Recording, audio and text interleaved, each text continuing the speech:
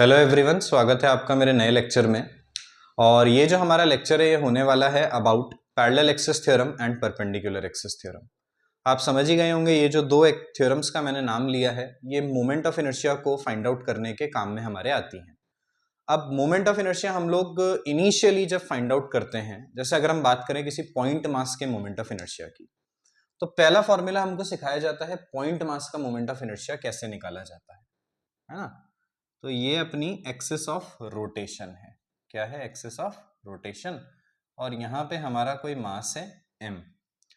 अब इसकी जो आपको इस मास का मोमेंट ऑफ इनर्शिया लिखना है about this axis of rotation. तो आपको इस एक्सिस ऑफ रोटेशन के अबाउट मोमेंट ऑफ इनर्शिया अगर लिखना है तो पहले आपको इस मास का परपेंडिकुलर डिस्टेंस इस एक्सिस ऑफ रोटेशन से फाइंड आउट करना होगा, है ना। अच्छा, डिस्टेंसेस तो बहुत सारे हो सकते हैं, ये भी हो सकता है इस पॉइंट मास का डिस्टेंस, ये भी कह सकते हैं लाइन से। पर आप भी समझते हैं किसी पॉइंट और लाइन के डिस्टेंस की अगर बात करी जाती है तो परपेंडिकुलर डिस्टेंस की बात करी जाती है, ये कोई डिस्टेंस थोड़ी ना हुआ।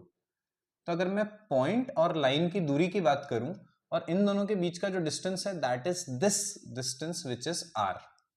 अब आपको मोमेंट ऑफ इनर्शिया लिखना है तो आप लोगों को पता ही है मोमेंट ऑफ इनर्शिया का फॉर्मूला होता है आपका mr²। So this is how we find out the moment of inertia for a point mass। अब पॉइंट मास जरूरी थोड़ी है m ही हो, कोई बहुत छोटा मास भी हो सकता था dm। अगर ये dm मास r दूरी पे होता तो इसका मोमेंट ऑफ इनर्शिया थोड़ा छोटा सा आ जाता, तो आप लिख देते di, है ना। dm आपका छोटा सा मास हो गया तो di क्या हो गया? छोटा सा मोमेंट ऑफ इनर्शिया। तो वो आपका क्या आ जाएगा? dm r²। तो आप समझ ही गए बेसिकली मोमेंट ऑफ इनर्शिया निकालने के लिए आप लोग क्या करते हैं, मास को डिस्टेंस के स्क्वायर से मल्टीप्लाई कर देते हैं। अच्छा, इस लेक्चर में मैं आप लोगों को मोमेंट ऑफ इनर्शिया निकालना नहीं सिखाने वाला हूं, ना ही प्रूफ या इंटीग्रेशन कराने वाला हूं।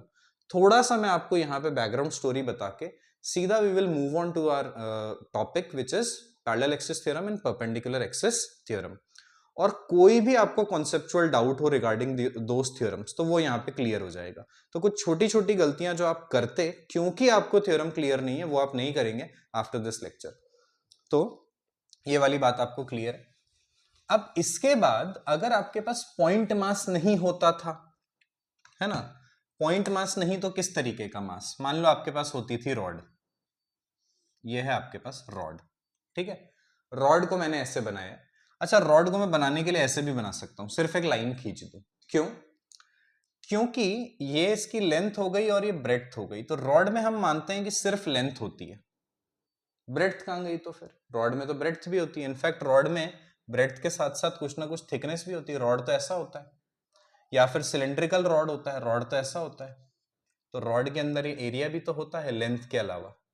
पर बेटा आप ये समझ लें कि ये जो थिकनेस और ये जो ब्रेड्थ है ये लेंथ के सामने बहुत ज्यादा छोटे हैं, यानी लेंथ बहुत बड़ी है ब्रेड्थ और थिकनेस से, है ना। इतने छोटे हैं इनफैक्ट कि जब आप किसी रॉड का डायग्राम बनाते हैं तो आप ब्रेड्थ को दिखाएं ही नहीं और थिकनेस को भी ना दिखाएं, सिर्फ किसको दिखाएं? लेंथ को, है ना। क्योंकि फिजिक्स में अगर आपने ब्रेड्थ को भी कंसिडर कर लिया लेंथ के साथ साथ तो ये रॉड नहीं है, फिर तो ये रेक्टेंगुलर प्लेट हो गई ना। ये क्या हो गई आपकी? Rectangular plate. और रेक्टेंगुलर प्लेट के फॉर्मूले और रॉड के फॉर्मूले अलग अलग होते हैं क्योंकि दोनों में एक फर्क है। इसमें लेंथ है पर इसमें थोड़ी चौड़ाई भी यानी ब्रेड्थ भी है। तो ये आपकी हो जाएगी रेक्टेंगुलर प्लेट और ये आपकी हो जाएगी रॉड। अच्छा, कभी रॉड अगर इस तरीके से बनी हो, वैसे थिकनेस तो कभी भी आपको रॉड में ऐसे दिखेगी नहीं, पर कभी रॉड अगर इस तरीके से बनी हो कि यहाँ पे लिखा हो L और यहाँ लिखा हो ये रॉड है और इसका मास है m, तो जैसे ही यहाँ पे शब्द आ जाए रॉड आप समझ जाएंगे ब्रेड्थ को आपको नेग्लेक्ट करके चलना है, सिर्फ ध्यान किस पे देना है? लेंथ पे। अब रॉड में इस एक्सिस का मोमेंट ऑफ इनर्शिया अगर आपको निकालना है, ठीक है, तो वो आपने कैसे निकाला था? इंटीग्रेशन से। इंटीग्रेशन आपने क्यों करा? याद करें। आप लोगों को तो पॉइंट मास का पता है कि अगर ये dm हो और ये r दूरी पे हो तो इसका मोमेंट ऑफ इनर्शिया हम लिख देंगे dm r²। पर अगर हम रॉड को ऑब्जर्व करें तो रॉड बहुत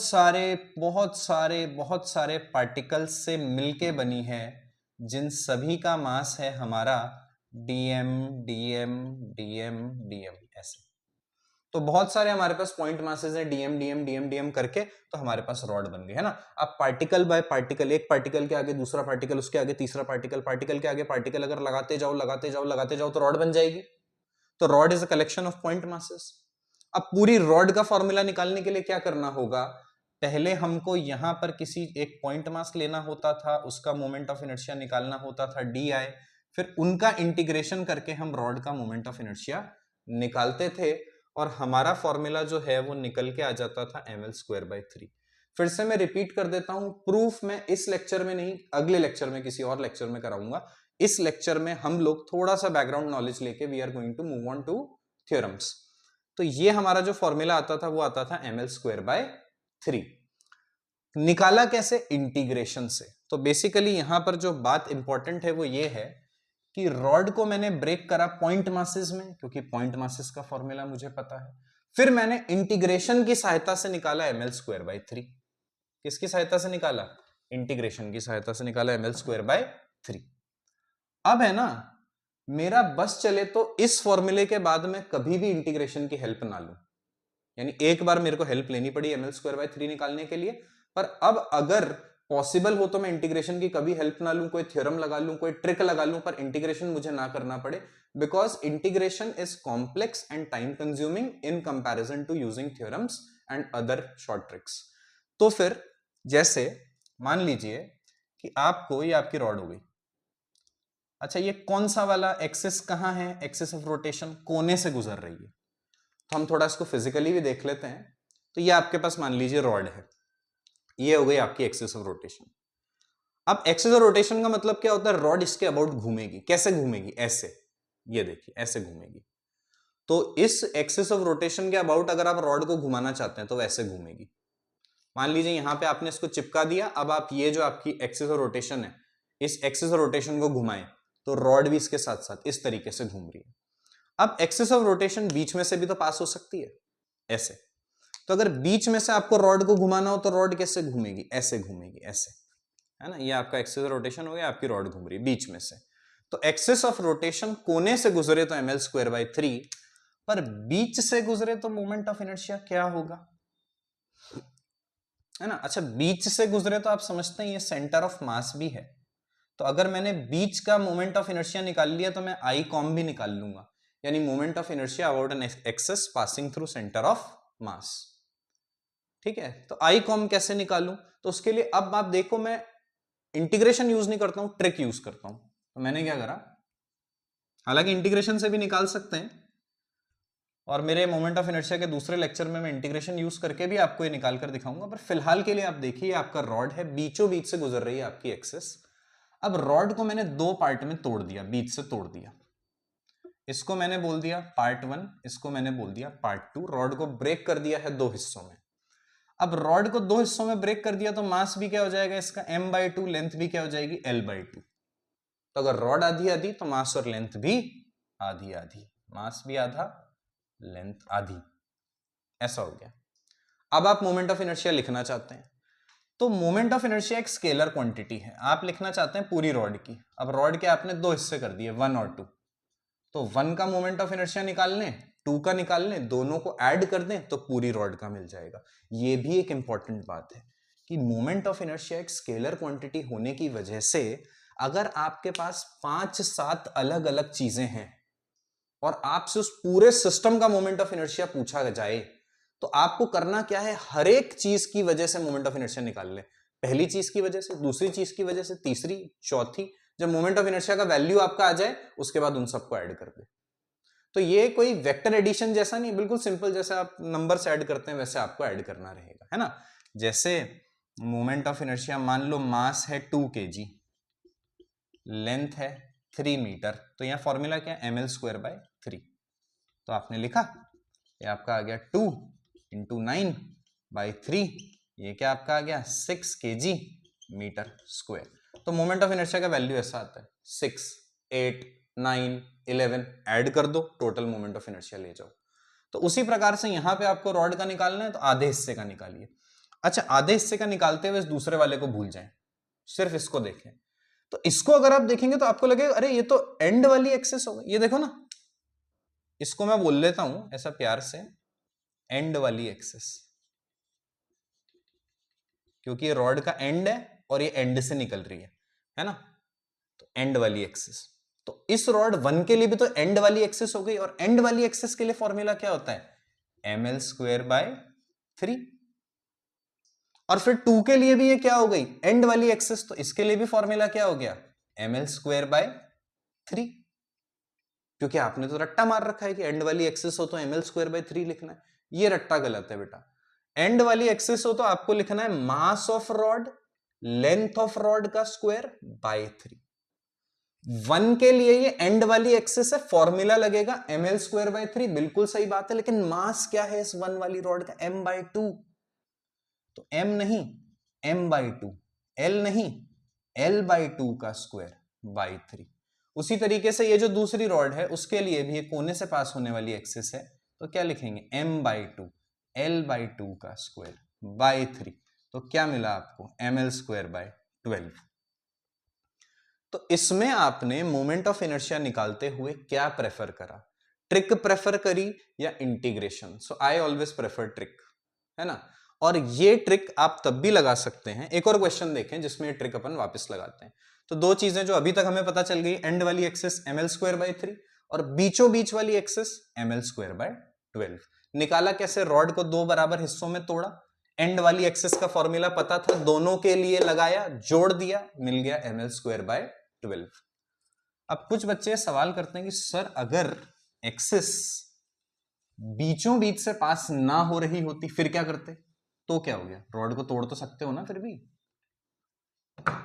एक बात और बताता हूं इसमें, इस सवाल में मैं आपको, जैसे ये आपकी रॉड है, ये मान लो सिंपल डेटा रखते हैं 10 kg और 10 मीटर की है, और अब की बार जो एक्सिस है वो यहां से पास हो रही है, यानी एंड से 3 मीटर दूरी पे, यहां से। तो आप समझ गए, एंड से 3 मीटर दूरी पे अगर ये आपका एक्सिस ऑफ रोटेशन है तो ये आपका कितना हो गया, 7 मीटर। तो ये आपके सामने रॉड आ गई। अब फिर से आपने वही ट्रिक लगाई, आपने रॉड को दो हिस्सों में तोड़ दिया, ये आपकी एक्सिस हो गई, इसको आपने मान लिया रॉड 1, बचे हुए को आपने बोल दिया रॉड 2।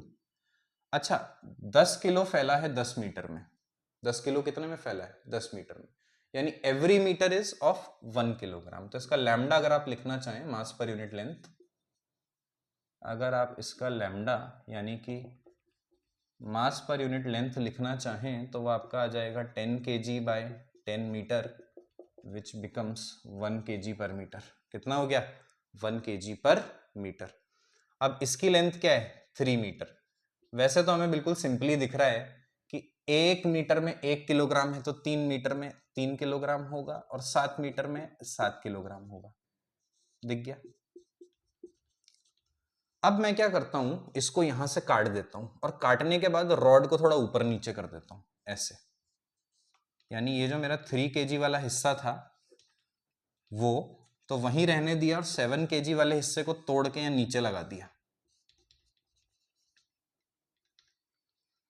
पहला सवाल जो मेरा आपसे वो ये है, अच्छा आप ये तो समझते हैं कि इसका मोमेंट ऑफ इनर्शिया और इसका सेम होगा क्योंकि इसी को तोड़ के ये बनाया, पर क्या इसका मोमेंट ऑफ इनर्शिया भी इसके जैसा होगा, ये सवाल है। यानी कि क्या फर्क पड़ता है इस बात से कि मान लो ये रॉड है तो मैं इसको तोड़ के ऐसा ऊपर नीचे डिस्प्लेस कर दूं, फर्क पड़ता है क्या इससे, कोई फर्क नहीं पड़ता भाई। अभी एक्सिस ऑफ रोटेशन इसमें कहां से पास हो रही है, इधर से, और इसके भी एंड पॉइंट पे, इसके भी एंड पॉइंट पे। तो जब आपने इनको ऊपर नीचे कर दिया तो भी तो इसके लिए क्या हुई, एंड पॉइंट वाली एक्सिस, इसके लिए भी क्या रही, एंड पॉइंट वाली एक्सिस। तो मोमेंट ऑफ इनर्शिया का फॉर्मूला क्या रहा, सेम, तो रिजल्ट भी क्या रहेगा, सेम। तो आपको ये बात भी ध्यान रखनी कि रॉड तोड़ के ऊपर नीचे कर देने से कोई फर्क नहीं पड़ता, तो इस तरीके से भी कोई आपको कंफ्यूज कर सकता है। तो यहां पे मैंने दो पार्ट लिख दिए, I1 और I2। मोमेंट ऑफ इनर्शिया अगर मुझे निकालना है तो 1 और 2 का मैं ऐड कर दूं। अच्छा, एंड वाली एक्सिस है तो फॉर्मूला क्या आएगा, ml²/3।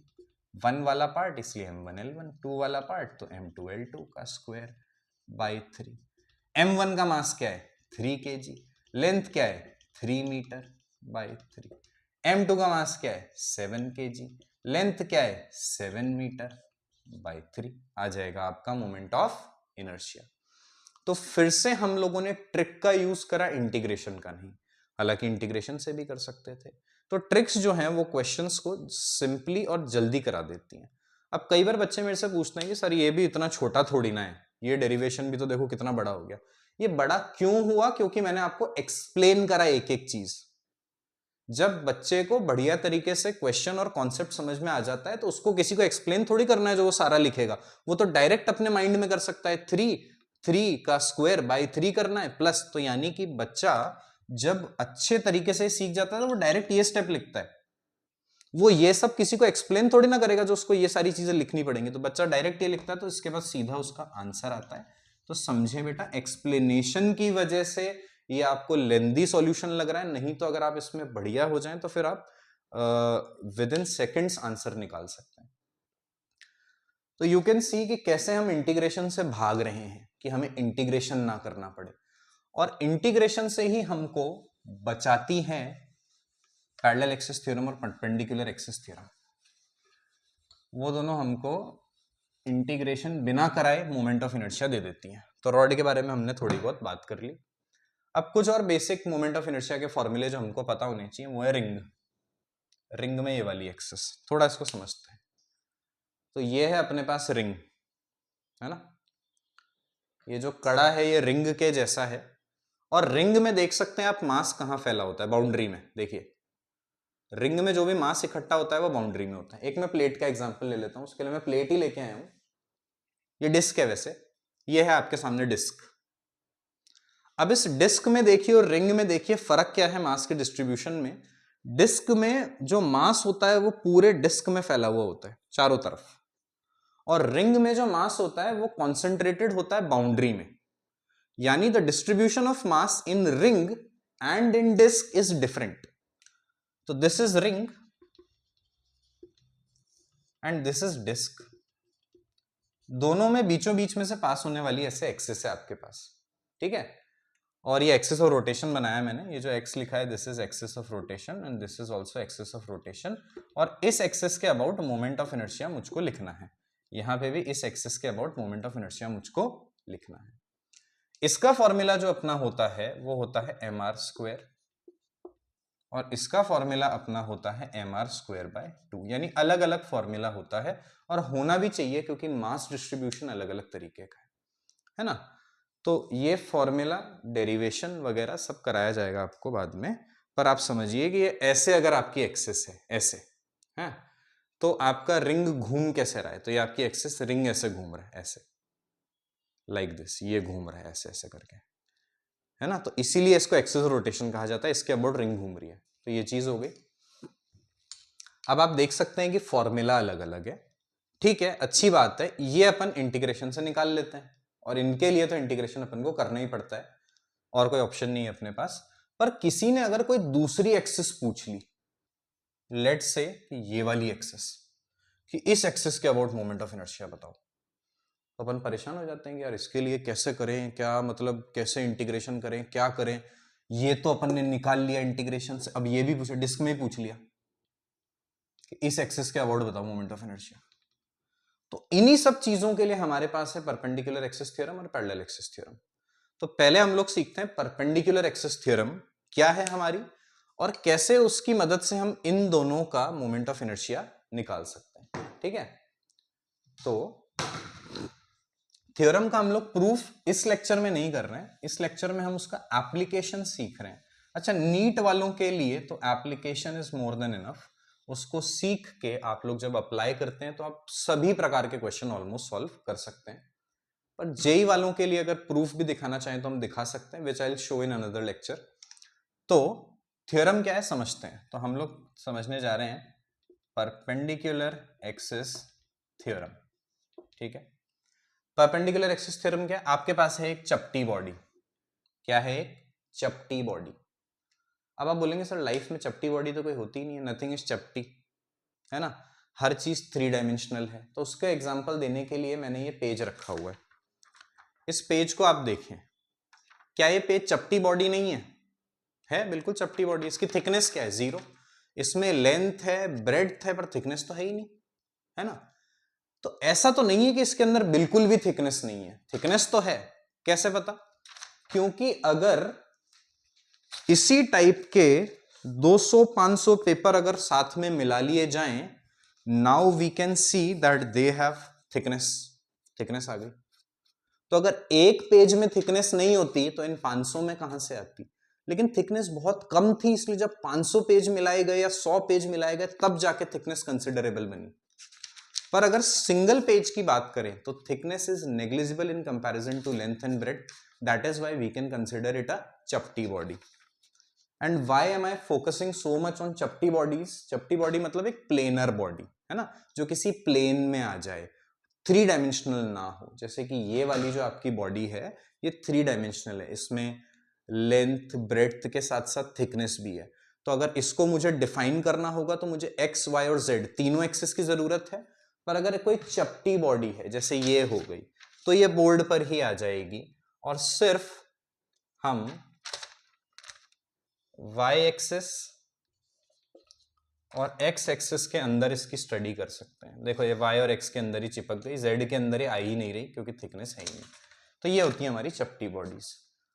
हाँ, तो दोबारा आ जाते हैं उस बात पे कि why am I giving so much importance to chapti bodies, because perpendicular axis theorem is only applicable for planar bodies or चपटी बॉडीज। यानी ये थ्योरम आप सिर्फ चपटी बॉडी पे लगा सकते हो, 3 डायमेंशनल चीजों पे मत लगा देना, क्योंकि पहली गलती तो बंदा यही करता है कि कई बार वो परपेंडिकुलर एक्सिस थ्योरम लगाने की कोशिश करता है 3 डायमेंशनल चीजों में। ठीक है, तो अब इसमें एक एक्सिस आपकी ये हो गई है ना, ये क्या एक्सिस ऑफ रोटेशन है, तो एरो नहीं बनाते हैं, ये एक आपकी एक्सिस ऑफ रोटेशन हो गई। दूसरी एक्सिस ऑफ रोटेशन आपकी ये हो गई, यानी आप चाहो तो इस चीज को इस एक्सिस के अबाउट भी ऐसे ऐसे करके घुमा सकते हो, इस एक्सिस के अबाउट भी घुमा सकते हो, है ना।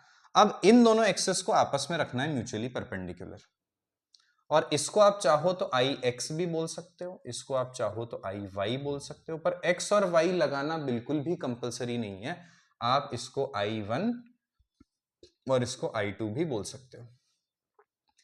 तीसरी जो आपकी एक्सिस है वो इनके पॉइंट ऑफ इंटरसेक्शन से पास होगी। तो आप देखें दोनों एक्सिस कहां टकरा रही है, यहां पे, तो ये हो गया दोनों एक्सिस का पॉइंट ऑफ इंटरसेक्शन। यहां पे आपको एक और परपेंडिकुलर एक्सिस चिपका देनी है, और x और y अगर आप ले रहे हो तो ये z हो गई, और 1 और 2 अगर आप ले रहे हो तो ये 3 हो गई। सिंपली द थ्योरम सेज कि I3 equals I1 plus I2, खत्म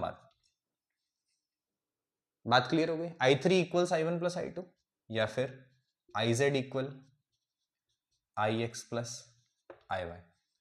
अब यहां पे जो ध्यान रखने वाली बातें हैं वो ध्यान से सुनना। तीनों axes all 3 must be mutually perpendicular. तीनों एक्सेस आपस में एक दूसरे से म्यूचुअली परपेंडिकुलर होनी चाहिए। अगर एंगल, जैसे कि अगर किसी ने आपसे बोला ये 60 डिग्री है, ये 1, ये 2, और ये आपकी तीसरी एक्सेस 3, किसी ने बोला I1 plus I2 is equal to I3, सही है क्या? बिल्कुल सही नहीं है, ये 60 डिग्री आ गया। ये जो तीसरी एक्सिस है ये दोनों से परपेंडिकुलर है, वो तो ठीक है, पर ये दोनों तो आपस में परपेंडिकुलर नहीं है ना, इनके बीच में कितना एंगल है? 60 डिग्री।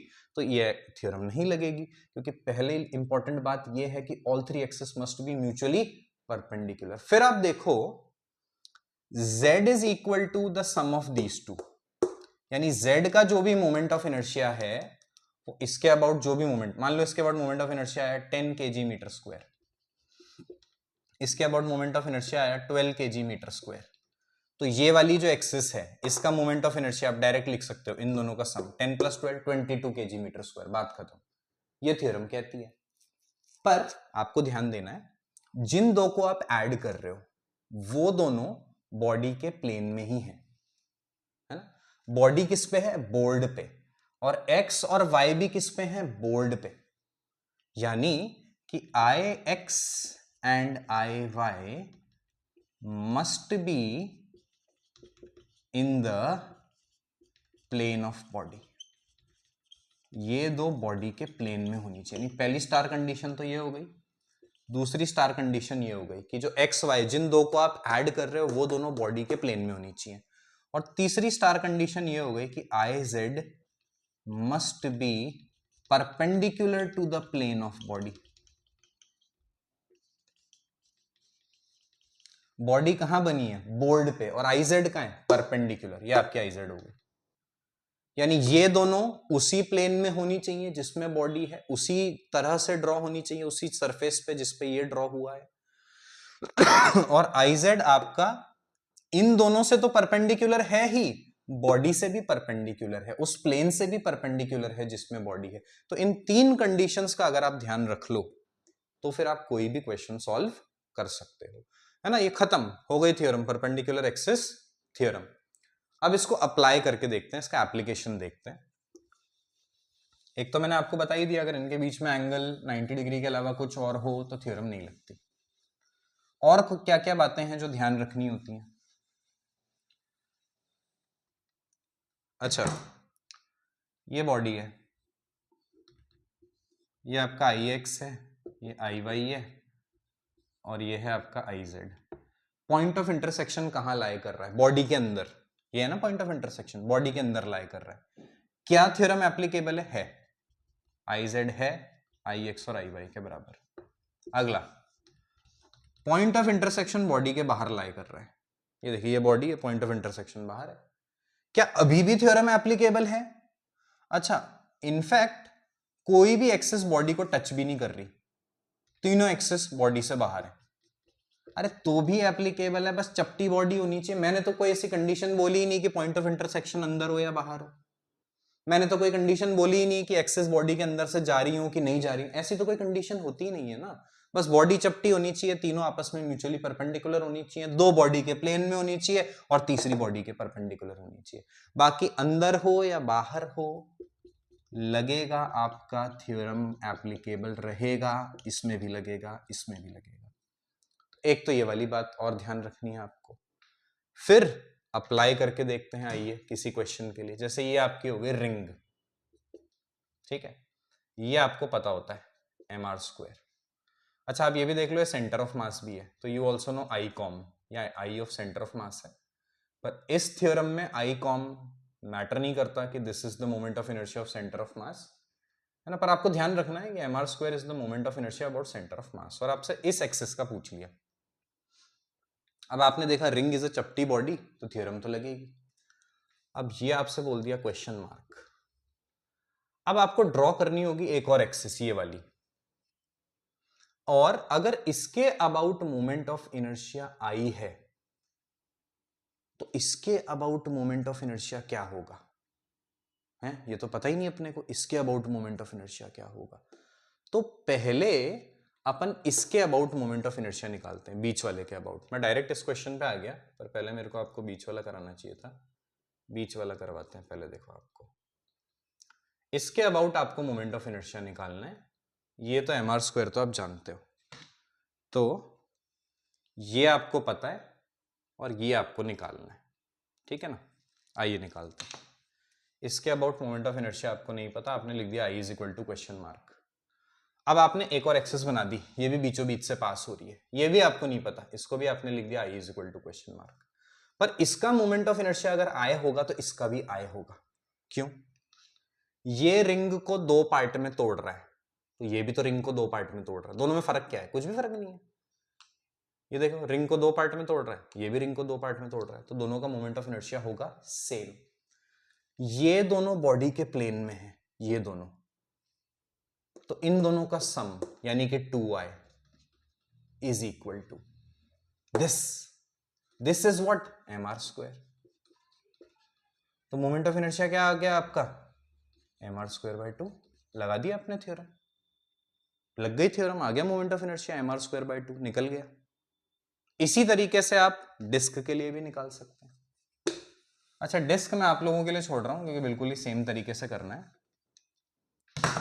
आप ये अपन ने सॉल्व करी है रिंग, में लिख दूं नहीं तो बच्चे कई बार कंफ्यूज हो जाते हैं। ये रिंग सॉल्व करी है। ऐसे ही अगर डिस्क हो, और डिस्क में आपको इस पॉइंट का मोमेंट ऑफ इनर्शिया तो पता होता है mr स्क्वायर बाय 2, और इसका कोई पूछ ले, है ना। अच्छा, कोई अगर इसका पूछ ले तो अरे तो ऐसे कंफ्यूज मत होना यार, ये डिस्क को दो पार्ट में तोड़ रहा है, ये भी डिस्क को दो पार्ट में तोड़ रहा है, ये भी डिस्क को दो पार्ट में तोड़ रहा है, तो मोमेंट ऑफ इनर्शिया इसका इसका इसका सबका सेम होगा। होगा कितना, यहां कितना निकला था mr²/2, यहां निकलेगा mr²/4। निकालने का तरीका सेम टू सेम चिपका देना, तरीका जो रिंग के लिए लगाया डिस्क का भी निकल जाएगा। डिस्क भी हो गया अपना, रिंग हो गया, अपन ने एक एप्लीकेशन यहां पर देख भी लिया।